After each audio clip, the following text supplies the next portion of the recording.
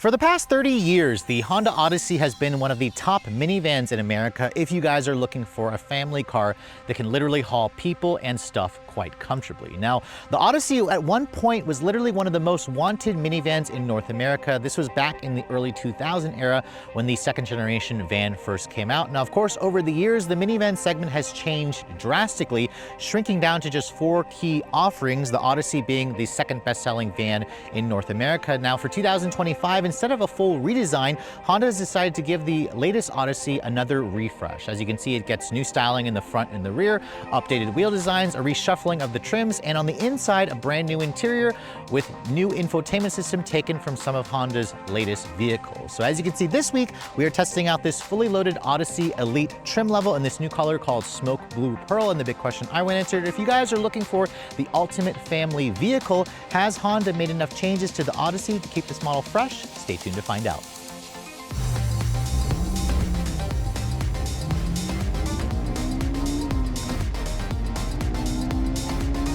So before we start talking about the styling changes that Honda has made this time for the new Odyssey, let's go ahead and talk about first what's going on underneath the hood. Now, this is where Honda could have done some changes underneath the hood. As you guys know, a lot of competitors have gone toward the electrified route by offering hybrids.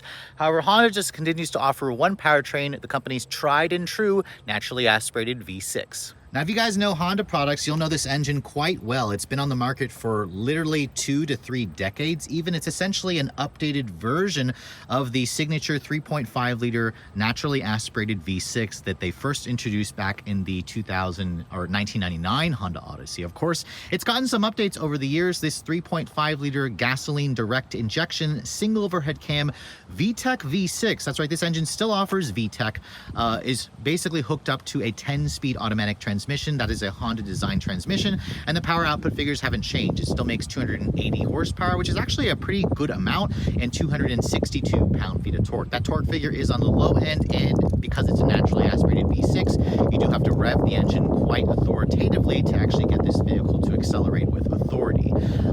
Like I said earlier, 10-speed automatic transmission. There was a time where Honda offered a 9-speed auto, but they dropped that ZF 9-speed and just made the 10-speed standard back in 2021.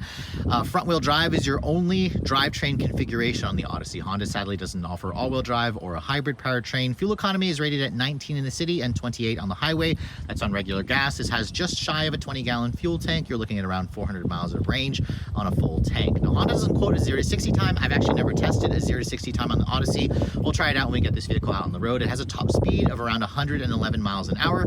Odysseys can tow up to 3,500 pounds, and as this vehicle sits, it weighs just under 4,600 pounds. So it is on the lighter end compared to some rivals because, again, it doesn't have the added bulk of a hybrid component or the added bulk of all-wheel drive. Closing the hood, let's go ahead and talk about the exterior styling. Now, this generation, this fifth generation, has been out since late 2017 as a 2018 model. It was kind of like a evolutionary change versus the old fourth generation Odyssey, which dates back to 2011. For 2025, you can see there are a couple of small changes. First of all, this color is new for 2025. It's called Smoke Blue Metallic. It's definitely like a kind of a cool grayish blue exterior. It pairs nicely with the black accents. All Odysseys come standard with their reflector style full LED headlights, where you can see there's an LED low and high beam, LED turn signal, LED daytime running light. The turn signal is down here, and as you can see, it's just an incandescent. You do still thankfully get LED fog lights, and the grille, you can see, has been updated with a new design. There's a new kind of mail slot insert at the lower part of the grille. In the middle there, there's this new honeycomb accent down here. You have well integrated parking sensors, but what the Odyssey is lacking, however, is a full 360 camera. On a vehicle that's this large and top of the line like this Elite, missing a full 360 camera I think is a little bit inexcusable, but overall I think the Odyssey's design certainly still looks decent. It's aged relatively well. The vehicle is around 78.5 inches wide. When Honda actually redesigned the Odyssey back in 2018, they actually made it a little bit narrower, but the overall length is among the longest you're going to find in the minivan segment at 205.2 inches long. The Odyssey still rides on a 118.1 inch wheelbase. That wheelbase is actually the same as the 1999 Honda Odyssey. And I actually think that Honda should have extended the wheelbase by a good at least 2 to 4 inches. As you can see from this angle here, there's a lot of rear overhang back there, and that's because the rear wheels honestly needs to be pushed out a little bit further. It kind of shows that Honda's been reusing this platform over the years, and it's probably time for a new platform, to be honest. They've got one in the new Honda Pilot, so I'll be curious to see what they eventually do for the next generation Odyssey. You can see, looking at the wheels, these are a refreshed 19-inch wheel that comes standard on the Elite trim. It's got kind of like this two-tone machine look with the gloss black insert. The brakes are 12.8-inch rotors in the front, slightly larger 13-inch rotors at the back, all independent suspension. This vehicle, as I said, remains front-wheel drive. I appreciate the fact that there's no ugly cladding around the vehicle. It just has that classy full paint finish. And you can see the mirrors. They are not power folding. You do have integrated turn signals, but no side view cameras, no 360 camera. There is like a combination of a gloss black with a chrome along the belt line, as you can see. And then you can see over here, all Odysseys come standard with a power sunroof. No panoramic sunroof is available. That's something you can get on like the new Kia Carnival. But backing away, you can see it has the traditional minivan proportions. That rear overhang, again, is just ungainly. So I really wish Honda would have, stretched the wheelbase. Hopefully they'll do that for the next generation. You can clearly tell this is a minivan. The sliding tracks, however, for the rear doors are trying to be cleverly hidden underneath that rear window back here.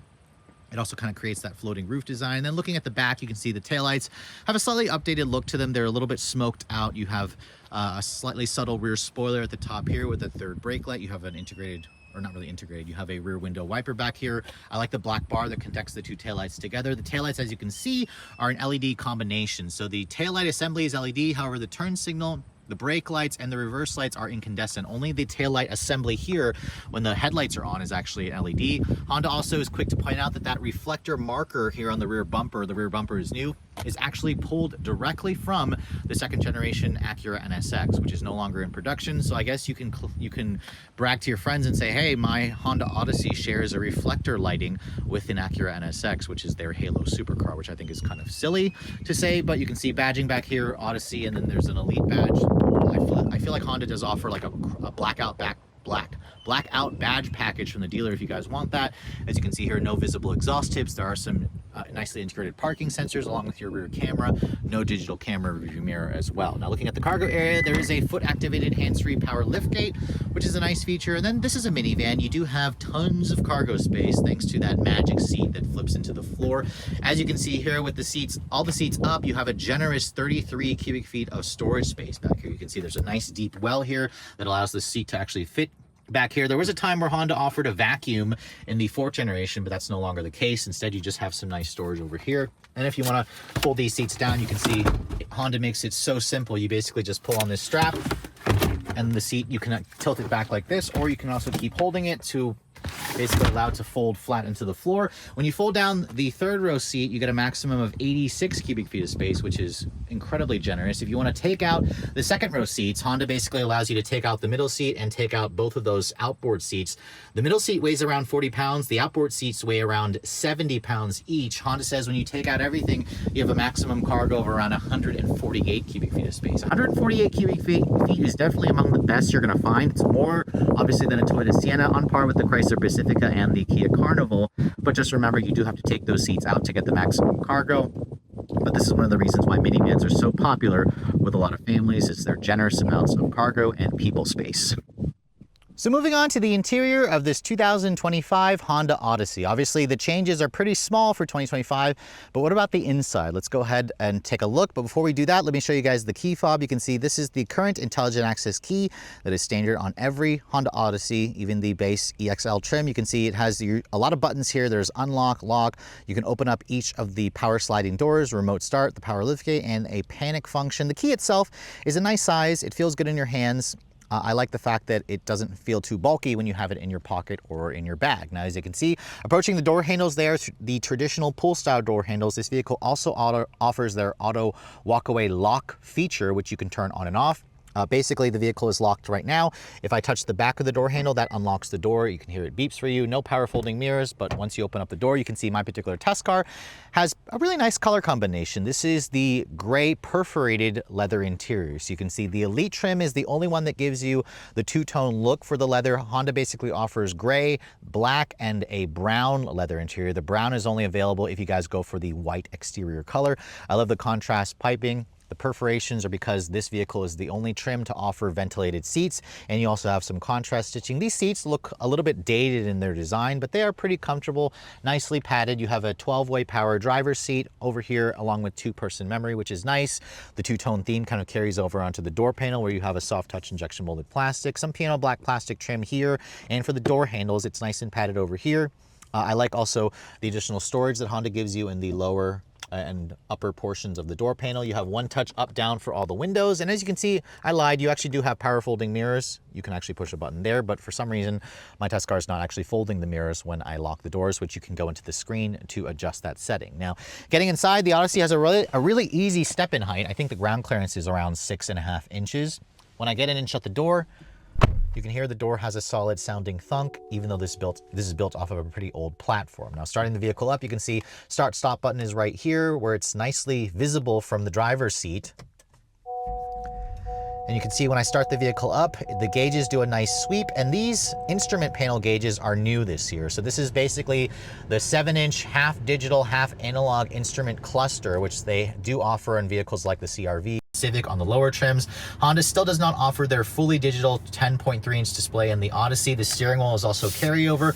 It has paddles on the wheel. It has buttons to control your audio controls, to adjust that screen in here where I can basically put in your trip and range computer information. You can go to your speed, time, audio information, phone, navigation, seat belts. You can kind of adjust this to your liking, which is kind of nice. But again, it's not the fully digital display like you find in some of the newer Hondas. The dashboard has a soft touch injection molded plastic with some faux stitching here. This upper portion is hard touch plastic. This is also soft touch with faux stitching. This kind of tries to look like a wood trim, but it's not fooling anybody. It definitely feels and looks fake.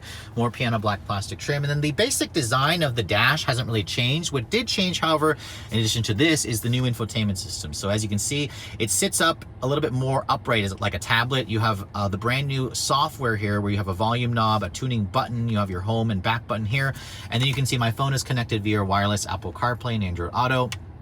Right now it's kind of frozen because I'm trying to also film with my phone, so we'll go back to the native software here, and you can see the native system. It's not the newer system with Google built in, but it's basically the one that they had in the Civic prior to the refresh for 2025, which again kind of bothers me. Why didn't they put the one that has Google built in like in the new Civic? Or the Odyssey's a van, it should have the 12.3-inch display from the Accord. That's something that Toyota just put in the new Sienna.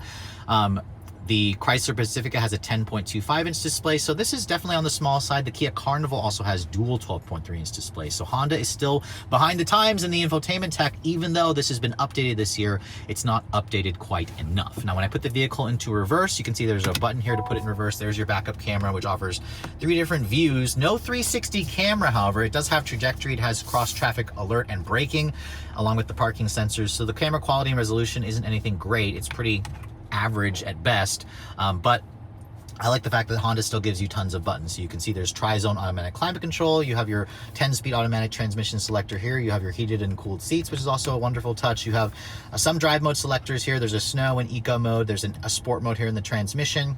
The Elite trim, like I said, is the only one that has ventilated seats, and the cooled seat function works okay. I don't feel it too much most of the times, but it's nice that at least it's there. You also have a heated steering wheel here. The wheel itself offers manual tilt and telescoping with a good amount of adjustability and range to get comfortable. The horn, it sounds pretty much as I expected given the size of the vehicle. No heads-up display. That's something that Kia offers in the Carnival, and I believe Toyota offers it in the Sienna. There's some more buttons here for your parking sensors, stability control off, your electronic parking brake is here.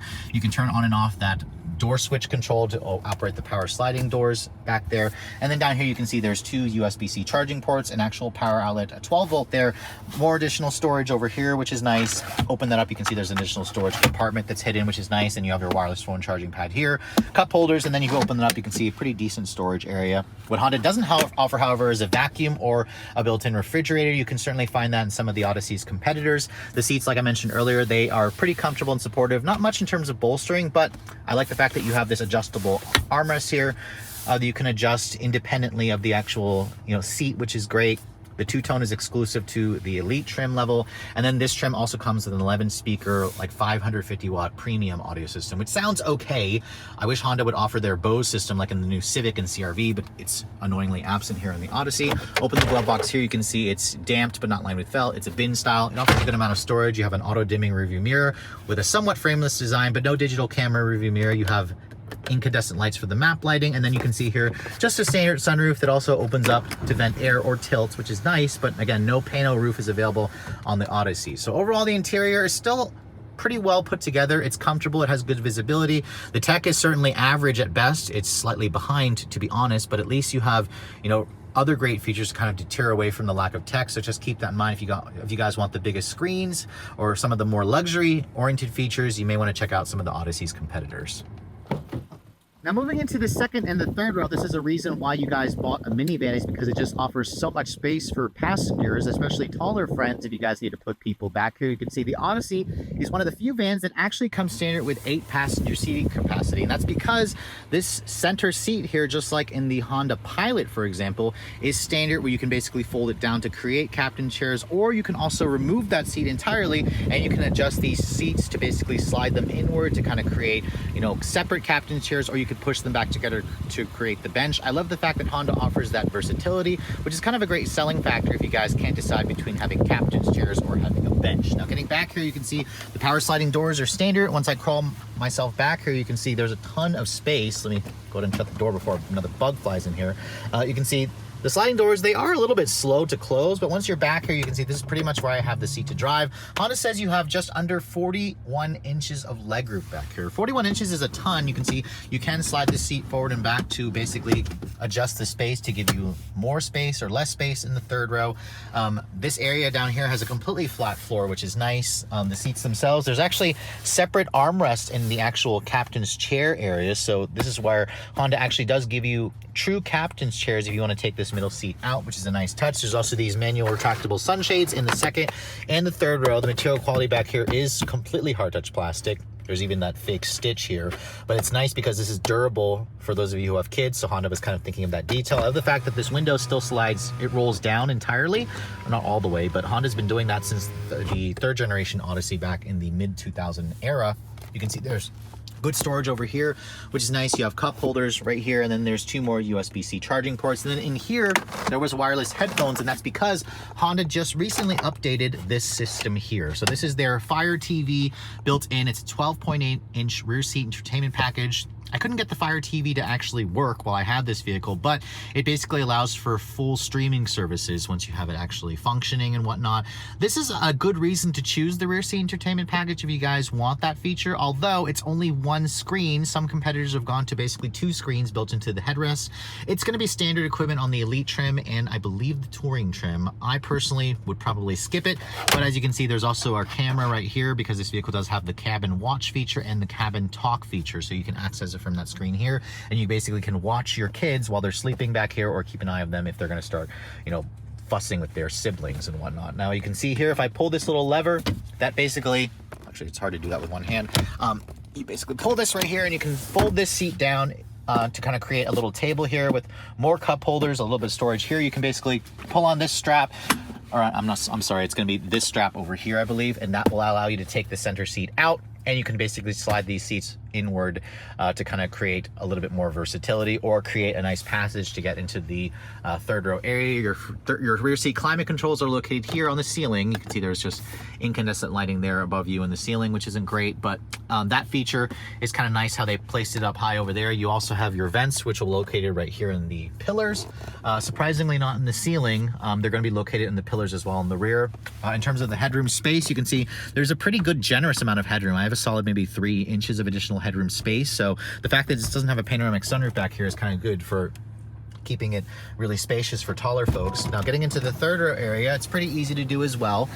Now this seat, like I said earlier, you can take these seats out if you guys want. They are a little bit heavy if you guys aren't the strongest, you're gonna probably wanna do it with 2 people.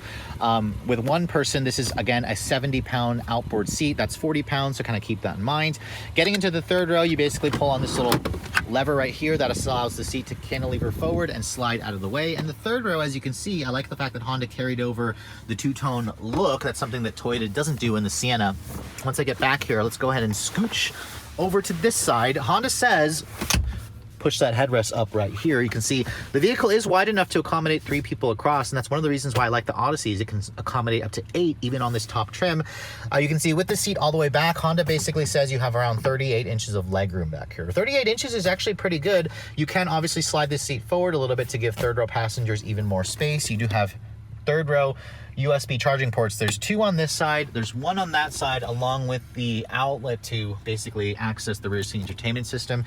Back here, you also have your manual retractable shades, which is nice. It's all hard touch plastic back here, but there's 2 cup holders. You have your 3rd row air vents back here as well, which is nice. And then in terms of the headroom space, you can see plenty of headroom still for somebody my height. There's still a solid like 2 inches of additional space. So overall, the Odyssey definitely has one of the more spacious 3rd row and 2nd row areas out there. And you know, for those of you who want a top trim and you want 8 passenger seating, the Odyssey is really one of the few vans that can still do that.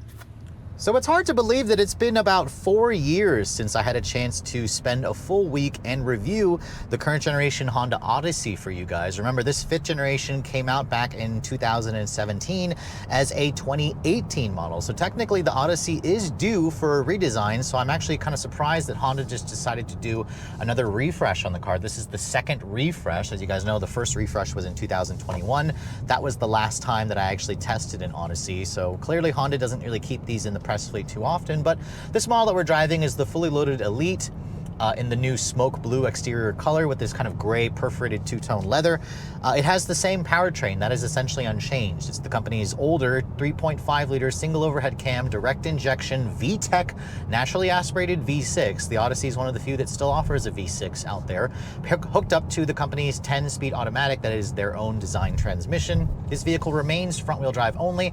I actually never had a chance to 0 to 60 test this car, so let's go ahead and see what we can get in our usual stretch of road. This vehicle obviously has, or doesn't have launch control, and there's no sport mode in the actual like programming, just a sport mode in the transmission. So to access it, you basically push the S button here.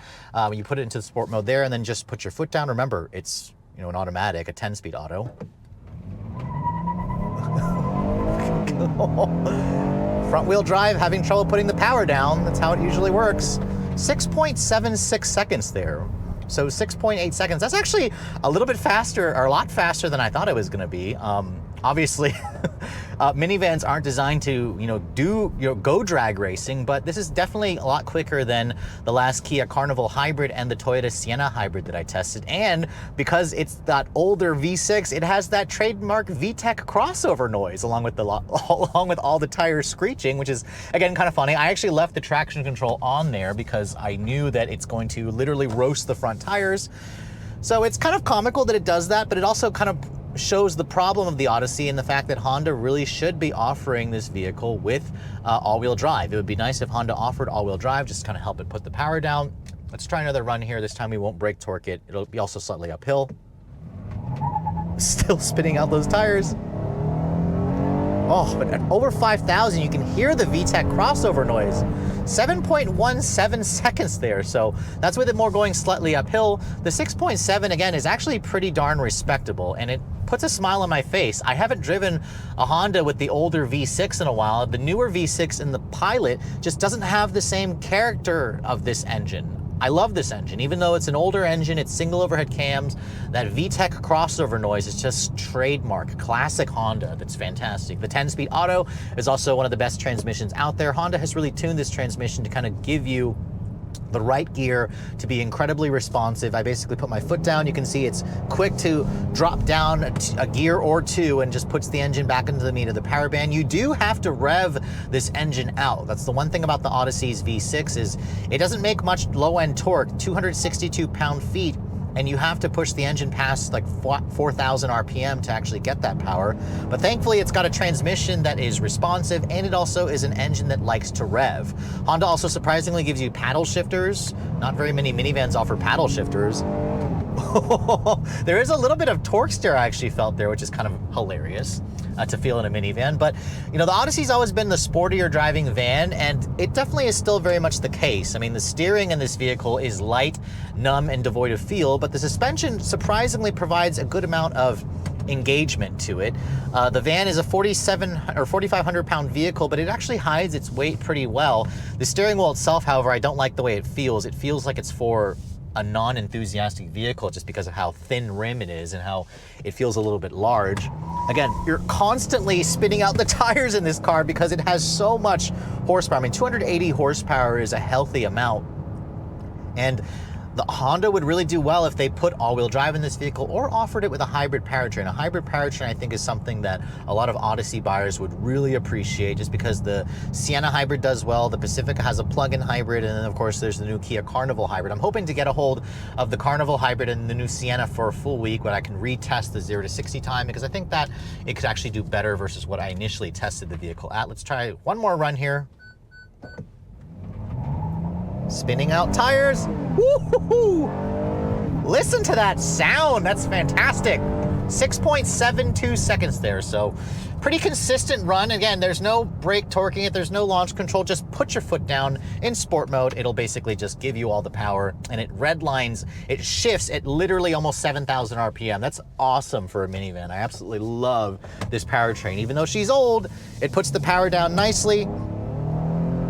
And, you know, if you don't push the engine too hard, you really need to rev the engine to at least past 4,000 RPM. It does feel a little bit sluggish until you pass 4,000 and you feel that crossover above 5,000. But again, the engine's making a ton of noise to where if you've got sleeping children in the back seat, you're probably going to wake them up. So I imagine most parents won't push their Odysseys that hard. But hey, as an enthusiast, I enjoy, you know, pushing this engine as hard as I can, going around some corners. The seats are comfortable. They just don't hold you in place very nicely. In fact, the padding is fairly nice for long distance cruising.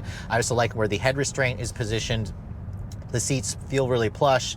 The visibility out of the Odyssey is also pretty good. I can see out of the front, the side, and the rear quite nicely, actually. The vehicle comes standard with Honda's latest Honda Sensing system here, where it has lane keep assist, it has adaptive cruise control with traffic jam assist. It also does not offer a digital camera review mirror, as you can see over here, which would be a great feature to have, especially, you know, if you guys plan to load up this vehicle with a ton of people and stuff. You could block your view, so that's something that I'm hope Honda will eventually add.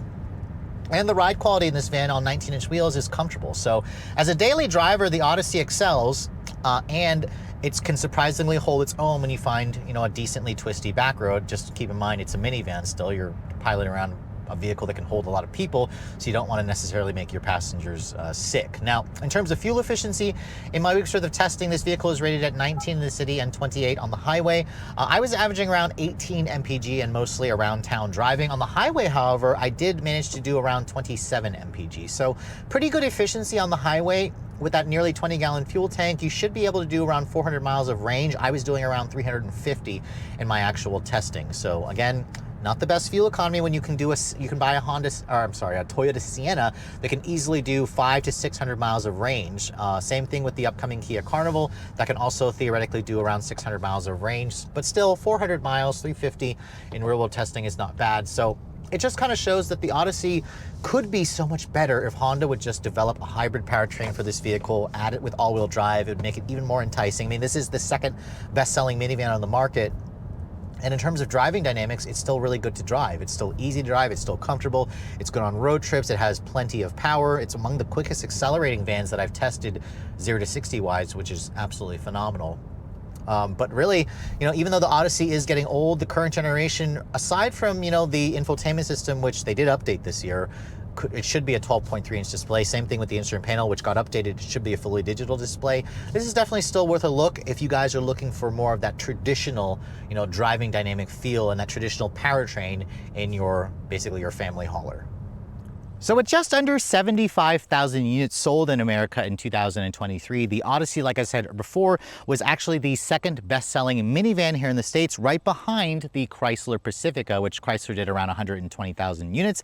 There was a time where Honda did around 128,000 units as well. This was back in the early 2000 era, like back in 2005, 2006. So clearly, the minivan segment isn't quite as strong as it used to be, but it also does show some growth because families are quickly discovering that this is just in general a better family vehicle than all of those SUVs. So I personally have always loved the way minivans perform when you actually need to carry people and stuff. Now, after spending a full week with the latest Odyssey, even though this is one of the older vans out there, Honda still has a really enticing package here. In terms of the handling and driving dynamics, this is still one of the sportier driving vans. I'm just not entirely sure that really matters for minivan buyers. However, that V6 engine is just a charismatic 6-cylinder that makes great sounds. It has that trademark VTEC snarl, and it also delivers surprisingly good performance. 0 to 60 in the 6.7 range is comically quick, along with all that wheel spin that you get, which reminds you constantly this vehicle should have all-wheel drive as an option. That 10-speed auto is also a wonderful transmission. Just such a joy to have Honda really put a good transmission, because as you guys remembered, the second generation Odyssey suffered from transmission problems throughout its entire lifespan. So that kind of left a bad taste in people's mouth. But this new transmission is just a really great transmission, along with a great V6 engine. The interior, while Honda did upgrade the technology, that 9-inch display is still looking pretty small. At least it offers wireless Apple CarPlay and Android Auto. It's not the newest Google-based interface, which I really think Honda should have thrown in. They just put it in the new Civic, which also has that same size display. I'm looking forward to Honda eventually giving us a redesigned Odyssey, I'm hoping, with their bigger 12.3-inch display with Google built in. The second and the third row is certainly among this, more spacious offerings in the class. The cargo area is also really spacious. And really the only downside with the Odyssey is the fact that you have still a slightly small infotainment system. You still don't offer a hybrid powertrain, so fuel economy is not going to be among the best in the segment.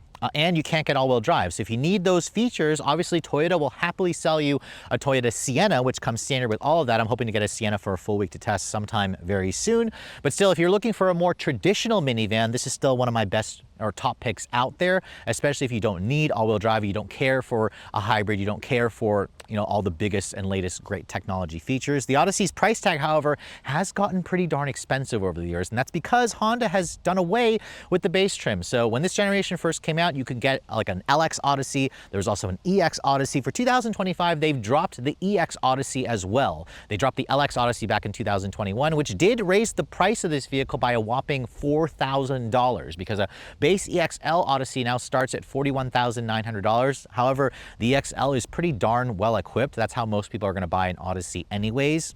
But you should keep in mind, however, the Odyssey is around $2,000 to $3,000 more expensive versus a Sienna and a Chrysler Pacifica. The Kia Carnival, however, is the bargain at $36,500. My particular test car here, being the Elite trim, basically throws in all the bells and whistles you can ask for, including that new rear seat entertainment package. It's got heated and ventilated seats, the 19-inch wheels. This is the only trim that you can buy if you want ventilated seats. So as tested, my particular test car here, with the destination charge stickers for just over $52,000. I know 52 grand is definitely a lot of money, but keep in mind there was a Sienna that I tested literally last month, the Platinum with all-wheel drive, that stickered for around $60,000. A Kia Carnival is also around $52,000. It can go up to $54,000 if you guys go for the hybrid version. A Chrysler Pacifica can easily be in the mid-50s to $60,000 for the plug-in hybrid. So the Odyssey does offer a ton of value at the top end, but just keep in mind again, it doesn't have the latest in terms of technology, nor the best fuel efficiency,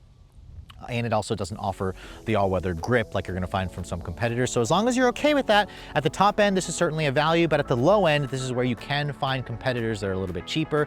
But it's always interesting to me how Honda tries to keep things simple, but overall, this is still a good choice out there. I'm just curious to see what Honda's going to do for the next generation. But with all that said, I hope you guys have enjoyed my full overview on the brand new 2025 Honda Odyssey in this top-of-the-line Elite trim. If you're also looking to see the latest cars I'm testing, be sure to follow me on Instagram at redline_reviews, like us on Facebook, and as always, guys, please keep subscribing to the Redline Reviews YouTube channel for all the latest reviews. Thank you so much for watching. I'll catch you all in the next video.